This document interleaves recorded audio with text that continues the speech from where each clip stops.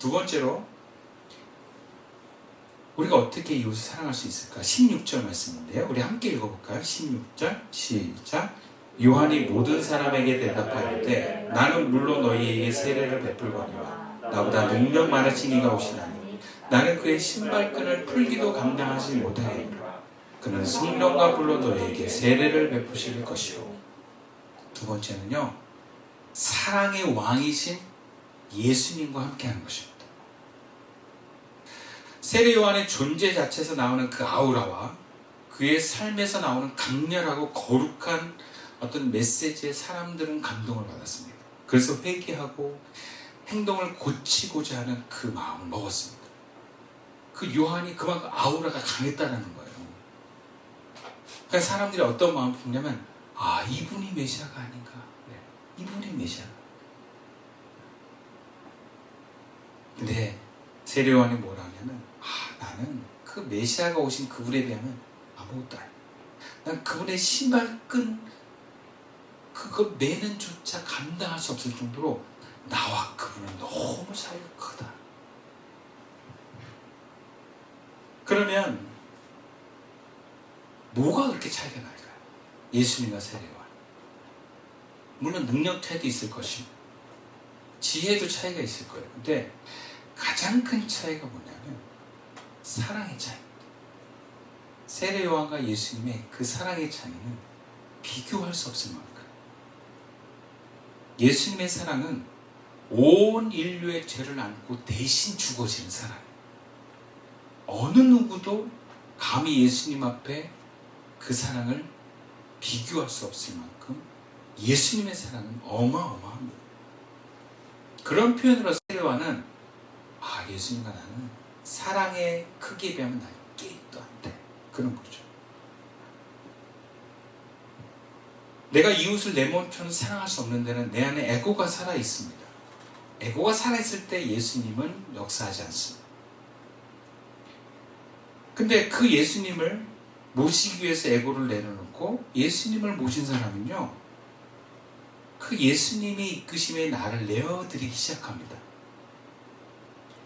자기를 위한 그 어떤 지위나 소유나 위함도 포기할 수 있는 마음이 생겨납니다. 왜냐하면 사랑의 왕이신 그 예수님이 나와 함께 하시기 때문에 그 사랑의 아우라에 내가 함께 가면 그럴 수 있는 힘이 생겨요. 예. 여러분 등산도요, 잘 타는 사람 옆에 가잖아요. 그럼 이상하게 잘 돼요.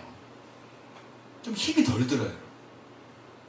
합기도나 이런 운동도요, 잘하는 사람하고 하잖아요. 그러면 내가 되게 못하는데도 뭔가 잘하는 힘과 에너지가 나를 도와줘요. 인생도 마찬가지예요. 우리가 결혼을 하고 부부가 되면 뭐가 중요하면, 뭔가 이렇게 내가 힘들 때 아내나 남편 되는 사람이 괜찮아, 같이 가자, 그럼 힘이 나요. 물론 너 어떻게 이럴 수가 있어? 그럼 더 힘들죠. 그래서 원수가 될 수도 있지만 그래도 그냥 괜찮아, 내가 하면 되지 뭐. 격려하잖아요. 그러면 정말 어떤 좌절의 순간에도 일어날 수 있습니다. 그게 부부의 힘이에요. 누군가 강력한 사랑의 사람이 내 옆에 있으면 용기가 납니다. 우리가 사랑을 하려고 할 때 예수님의, 왕이신 예수님이 나와 함께하면 할 수 있어요. 지난주 방송에서 제가 마더 테레사에 대한 이야기를 들었는데, 마더 테레사가 수녀님이 처음에 인도의 수녀로 발령받았는데, 인도의 그 수녀원 밖에 사람들 보니까 너무 불쌍한 거예요. 너무 거지 같고 다들 자기가 견딜 수가 없더라고요. 그래서 교황 측에 보내를 보내서 편지를 써서 내가 이들을 도와줄 수 있게 해주십시오, 허락을 요청해요. 안 된다고 막 처음에 그래요. 왜냐하면 여자의 몸이고 네가 뭘 할 수 있겠냐. 계속 거부를 했는데 계속 썼답니다. 드디어 허락이 떨어졌어요. 테레사 수녀가 나왔는데 혼자 남았어요. 누가 나오고 있어요? 따로 나오고 있어요. 첫 번째 한 게 뭐냐면 수녀복을 벗었답니다. 그리고 그들이 입는 옷을 입었대. 그리고 그들이 사는 곳에서 살기 시작했다. 그래서 그들과 함께 살아가면서 어린아이를 돌보고 도움을 받아가지고 뭐 고아원을 설립하고 이런 일들을 해낼 수 있다. 있었다는 거예요. 이것이 어떻게 가능하겠습니까? 근데 우리가 뭐라고 그러냐면, 그래서 그녀는 위대합니다. 그래. 나와 다른 존재는. 근데 여러분, 그 마더 테레사가 만약에 우리와 함께 있는 사람이라면 여러분, 우리도 할 수 있어요. 제가 장애인들을 특별히 사랑하거나 그들을 향한 어떤 마음이 애틋하지 않고 뭔가 또 제가 어떤 따뜻한 스킬이 있는 게 아니에요. 제가 되게 차가운 사람이거든요. 근데 저번에 2박 3일을 장애인들과 같은 방, 같은 집에서 살았어요. 쉽지 않거든요. 근데 담당하시는 선생님이 같이 있으니까 어렵지 않더라. 여러분, 자다가 막 장애인들이 막 소리 질러요. 와! 하고 일어나고 그래요. 왜냐면 이 자폐들은 귀가 너무 예민해가지고 그냥 바삭거리는데도 깨고요. 깨면 가만 안 있어요.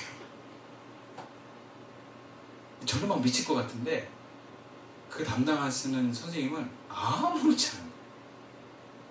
그리고 또 차분하게 얘기해요. 같이 있으니까 감당이 되더라고요. 같이 있으니까. 그럼 사랑의 왕이신 예수님이 우리와 같이 있다면 우리가 그분을 의식하고 그분의 행하심에 우리가 반응하면 여러분, 우리도 할 수 있습니다. 우리도 할 수 있어요. 마지막으로 우리가 이웃을 사랑하려면 본문 14절 말씀입니다. 함께 읽어볼까요? 시작. 군인도 물어 이르되 우리는 무엇을 하리까 하며 이르되 사람에게서 강탈하지 말며 거짓으로 고발하지 말고 받는 급료를 족한 줄로 알라 하니라. 우리가 이웃을 사랑하려면요, 오늘 나에게 있는 것으로 만족합시다. 이건 다른 표현으로 나에게 주어진 모든 상황이 가장 합당한 것임을 인정하고 받아들이는 것입니다. 요한은 회개에 합당한 열매로 너희가 만나는 이웃을 사랑할 수 있어야 된다. 그리고 구체적으로 무리들에게, 세리에게, 군인들에게 현실적으로 사랑하는 대상과 방법들을 이야기합니다. 그러면서 군인들에게 덧붙여서 이렇게 말합니다. 받는 급료를 족한 줄로 알라. 여러분, 군인들이 남의 거 안 뺏으려면 내가 받은 이 급료가 적다라고 생각하는 마음이 들면 뺏는 걸 멈출 수가 없어요. 여러분, 예전에 공무원들이 비리가 너무너무 많았거든요, 우리나라에. 근데 김대중 대통령이 되고 공무원의 비리를 없애기 위해서 공무원들의 월급을 파격적으로 올려줘요. 그래서 비리가 좀 많이 없어졌어요. 근데 예전 정부는, 어떤 정부는 걸리면 그냥 큰 처벌을 내리는 방법으로 공무원의 비리를 없애는데 안 없어져요. 그들의 필요를 넉넉하게 채워줄 때 비리는 가장 빨리 없어진다. 군인들이 남의 거 뺏지 않으려면 너 뺏으면 지옥 간다 이게 아니라 너희들 스스로가 내가 있는 거 이걸로 내가 넉넉해. 그럴 때 그렇게 남의 거 안 뺏는다는 거예요. 우리는 내가 가진 것에 만족할 줄 알면 남의 거 뺏지 않을 수 있고요. 심지어 내 것이 분에 넘치면 떼어줄 수 있습니다. 되게 남에게 주지 못하는 사람들을 보면 늘 자기께 부족하다는 사람들이. 야, 나 돈 없어. 근데 보면 개인 트레이닝 받고 뭐 여행 가고 뭐 다 해. 근데 돈이 없대. 그러니까 남는 돈이 없다라는 거야. 내 거 다 하고 그래도 모자라. 내가 지금 옷을 못 샀어. 너무 이 계절이 바뀌었는데 새 옷을 못 샀어. 그러니까 늘 부족한 거예요. 근데 어떤 사람은 난 늘 넉넉해. 늘 감사해. 그러니까 돈이 있건 없건 항상 그 사람은 베풀어요, 보면. 그래서 제가 정말 생각해 봤어요. 잘 베푸는 사람들 보면요, 부자가 아니에요.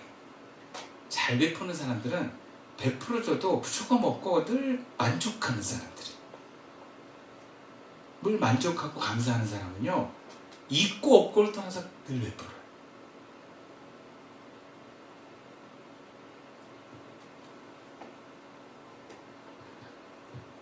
물론 내 집 장만하고 자식들 공부시키고 장가갈 때 집 한 채 시켜주고 이러려면 돈이 부족하죠. 저도 그걸 넉넉하게 해주고 싶어요. 근데 만약 그 돈이 모아질 때까지 그 돈이 다 모아져야 내가 남을 도울 수 있다면 여러분 정말 우리는 이웃을 사랑할 수 있는 기회를 그때까지 놓치게 될 것입니다. 문제는 돈이 남아야 남을 도울 수 있는 게 아니라, 시간이 남아야 도울 수 있는 게 아니라, 에너지가 남아야 남을 도울 수 있는 게 아니라, 그 도움은 나의 상태와 상관없이 찾아온다는. 근데 내가 부족하다 느끼면 도울 때마다 힘들어요. 근데 내가 만족한다, 감사한다, 그러면 도와줄 힘과 에너지가 생깁니다. 근데 여러분, 우리가 그렇게 내가 넉넉하고 내가 부족함 없다라는 건 사실은 믿음이에요. 실제 어떤 양이 아니에요. 보여지는 게 아니에요. 믿음입니다. 믿음으로 내가 이 정도면 돼. 이 정도면 넉넉해. 괜찮아. 주님이 내 삶을 지금 도우시고 나를 책임져주고 계셔. 여러분, 이 믿음이 있을 때 오늘에 만족할 수 있는 거예요. 내가 주어진 상황에 감사할 수 있는 거예요. 근데 믿음이 없으면 불안한 거예요. 내일을 대비해야 되는 거예요. 세상은 오늘날 우리들에게 내일을 대비하라고 얘기해요. 너희들 지금 받는 월급으로 집 못 사. 집을 안 사두면 언젠가 확 오를 때 너희들은 더 힘들어진다? 갭투자해, 그래. 근데 요즘엔 갭투자가 당연한 거예요. 제 친구는 자식에게 생일 선물로 주식을 준대요. 네. 그래서 미국이나 이런 데 주식 투자할 수 있게 중고등학교 때부터 가르친답니다. 와, 대단하다. 근데 이 반대로 예전에 많은 목사님들이 뭐라 하냐면, 주의 종들은 다 하나님이 알아서 하기 때문에 준비 안 해도 돼. 좀 그런 생각을 해보게 되네요. 우리가 어디까지 노비를 대비하고 어디까지 나에게 주어진 급료에 만족해야 될까? 우리 모두 이 시대에 정말 노후를 대비하는 삶을 사는 것이 말씀대로 사는 걸까? 얼마만큼 떼어서 이웃을 도와야 되는 걸까? 뭐가 옳은 걸까? 잘 모르겠어요. 우리가 얼마나 준비하고 미래를 대비해야 되는지 강단에서 제가 감히 정답을 얘기할 수는 없습니다. 저도 잘 모르겠어요. 근데 목사로서 제 경우에는 이렇습니다. 저는 이런 확신을 갖고 있어요. 먼저는 우리 교회만 놓고 봤을 때 우리가 우리 입으로 계약된 건물은 없지만 저는 이곳에서 주일마다 예배 드릴 수 있는 게 너무 감사해요.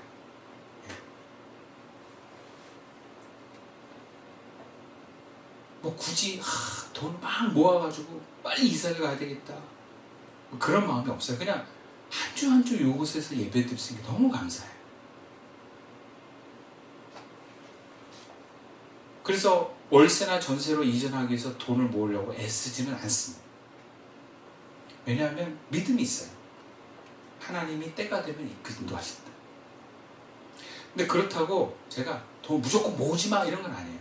또 모으게 하시면 모아요. 성령의 인도를 따라서 자연스럽게. 이 돈을 모으기 위해서 우리가 남는 작업으로 투자를 한다거나 갭투자하거나 그러진 않지만 자연스럽게 건물을 예비하는 것에 있어서 흘러가는 돈은 모아야 됩니다. 성령은요, 여러분 아셔야 돼요. 현실의 영이세요. 만약에 성령이 움직일 때 돈이 필요하면 돈을 모으게 하시는 분이 성령님이세요. 근데 성령의 사역마저도 내가 함부로 얘기할 수 없는 거지, 성령이 현실을 무시하고 날 갑자기 기적을 베푸는 분은 아니에요. 근데 우리에게 있어서 그거를 우리가 성령 보고 하게 만들 수는 없어요. 모든 하나님의 사람들의 행동과 어떤 역사에는 그 주체가 하나님이지 우리가 아니에요. 그럼 우리는 뭘 해야 되냐? 우리는 감사하는 거예요. 받아들이고 감사하는 것입니다. 인정하는 것입니다. 하나님 옳습니다. 당신이 이런 상황을 베푸신 것이 가장 하나님의 계획에 맞기 때문입니다. 인정하고 믿고 받아들이는 거예요. 그러니까 시간이 지나면 지날수록 하나님은 확실하시다. 하나님은 정확하시다. 이게 고백이 나와요. 우리의 계산과 우리의 시간으로는 뭔가 이게 모자란 것 같고 부족한 것 같고 안 된 것 같고 답답하고 뭐 그래서 불안한데, 하나님의 계획은 하나님의 사람들을 향해서 정확하게 이루어진 줄 믿습니다. 우리는 그것을 믿는 거예요. 그리고 감사하는 거예요. 그러면 내가 어떤 상황에서든지 여러분 그 안정에서 나오는, 그 신뢰에서 나오는 사랑이 있습니다. 그 사랑을 누구나 흘려보낼 수 있는 건 오늘의 감사하기 때문입니다. 말씀을 마칠게요. 하나님께서는 예수 그리스도를 통해서 하나님의 사람을 사는 우리들에게 이웃을 사랑해라 말씀하십니다. 정말 내 힘으로 이웃 사랑하는 건 어려워요. 그러나 사랑의 왕이신 예수님을 통해서 우리 사랑할 수 있습니다.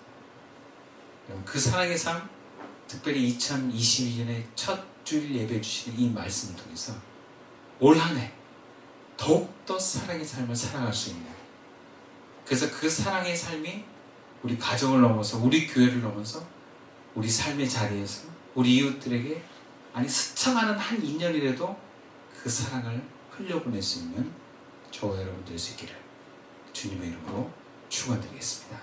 기도드리겠습니다.